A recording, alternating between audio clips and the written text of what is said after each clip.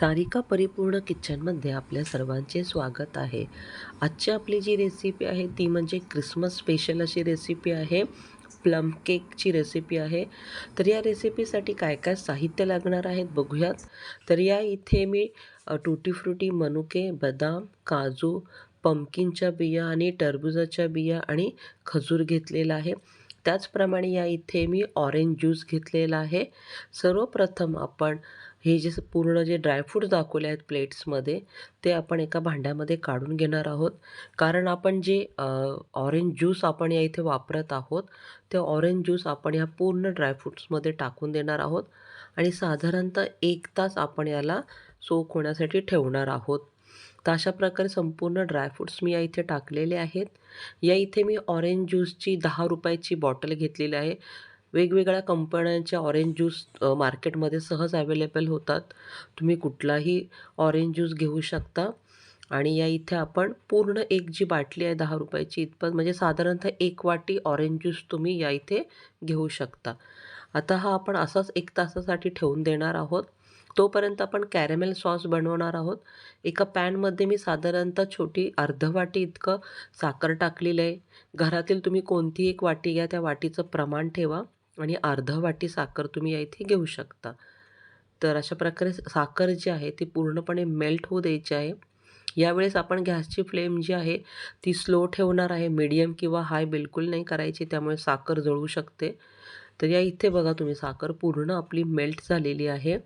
आता आपण मेल्ट केलेल्या या साखरेमध्ये थोड्या-थोड्या प्रमाणात करून आपण पाण्याचा वापर करणार आहोत. साधारणतः आपण अर्ध कप इतकं पाणी टाकणार आहोत. पण पूर्ण एकदम नाही, तर थोड्या-थोड्या प्रमाणात. तर या इथे तुम्ही बघू शकता पाणी टाकल्यानंतरनी जी मेल्ट झालेली साखर आहे, तिचा पुन्हा एक गोळा बनलेला आहे. आता हा पूर्ण गोळा जो आहे, तो पूर्णपणे मेल्ट होईपर्यंत आपण याला हलवत राहणार आहोत. थोड्या-थोड्या प्रमाणात मी पाणी टाकलेलं आहे. गॅसची फ्लेम ही स्लोच असणार आहे आपली. तर अशा प्रकारे आपण ही जी साखर जी आहे, साखरेचा जो गोळा बनलेला आहे, तो मेल्ट होईपर्यंत आपण ठेवणार आहोत. तुम्ही बघू शकता, की पूर्णपणे जे गोळा आहे, तो मेल्ट झालेला आहे. अगदी थोड्या प्रमाणात राहिलेला तोही मेल्ट आपण करून घेणार आहोत अशा प्रकारे. तर आपला सॉस जो आहे तो तयार झालेला आहे. यासाठी मी अर्धा कप इतका पाण्याचा वापर केला, अर्धा कप साखर आणि अर्धा कप पाणी. आता हा जो कॅरमेल सॉस आहे थंड होण्यासाठी ठेवून देऊयात. आता आपण बॅटरची तयारी करणार आहोत. एका भांड्यामध्ये मी हे होममेड प्रीमिक्स घेतलेलं आहे. चॉकलेट प्रीमिक्स आहे हे.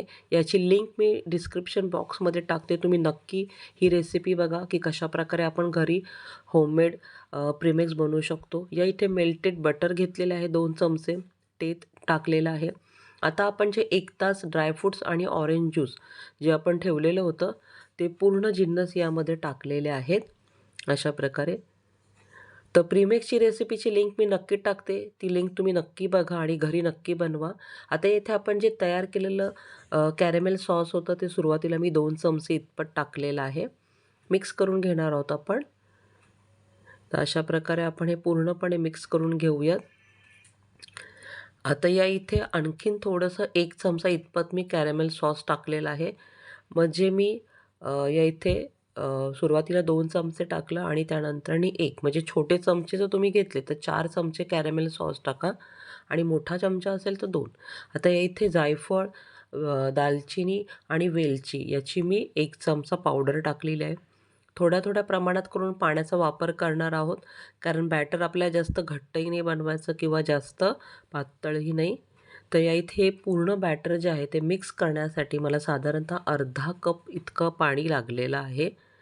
तर अशा प्रकारे हे जे बॅटर आहे ते पूर्ण मी अर्धा कप पाण्यामध्ये मिक्स करून घेतलेलं आहे. बॅटर तयार झालेलं आहे आणि आपला केक टिनसुद्धा रेडी आहे. मी त्याला तेल आणि मैदा लावून अशा प्रकारे केक टिन तयार करून ठेवला होता सुरुवातीलाच. आता ह्या तयार केलेल्या केक टिनमध्ये आपण हे बॅटर टाकणार आहोत.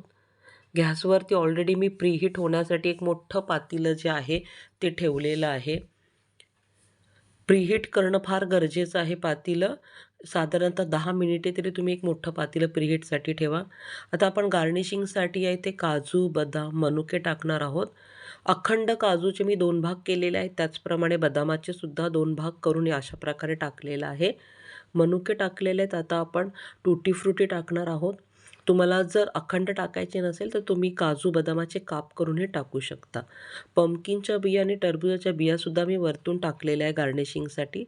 टॅप करणार आहोत आणि प्रीहीट केलेल्या पातेल्यामध्ये झाकण लावून साधारणतः 40 मिनिटासाठी बेक होण्यासाठी हा केक आपण ठेवून द्यायचा आहे. तर अशा प्रकारे इथे 40 मिनिटे झालेली आहेत आणि केकही मस्त आपला छान असा झालेला आहे, बेक झालेला आहे. त्याला थंड होण्यासाठी आपण ठेवून देऊयात. तर या इथे आपला केक थंड झालेला आहे. मी त्याला केक टिनमधून बाहेर काढलेलं तुम्ही बघू शकता. आपला केक किती मस्त छान असा टेस्टी दिसत आहे. मैत्रिणींनो, ही रेसिपी तुम्ही नक्की ट्राय करा आणि कसा तुमचा प्लम केक बनला हे मला कमेंट्सद्वारे कळवा. त्याचप्रमाणे तुम्ही सारिका परिपूर्ण किचनला जर अजूनपर्यंत सबस्क्राईब केले नसेल तर लगेच सबस्क्राईब करा आणि बाजूला असलेली बेल आयकॉन प्रेस करायला विसरू नका. त्याचप्रमाणे नवनवीन रेसिपी लवकरच तुमच्यासाठी अपलोड करण्यात येतील.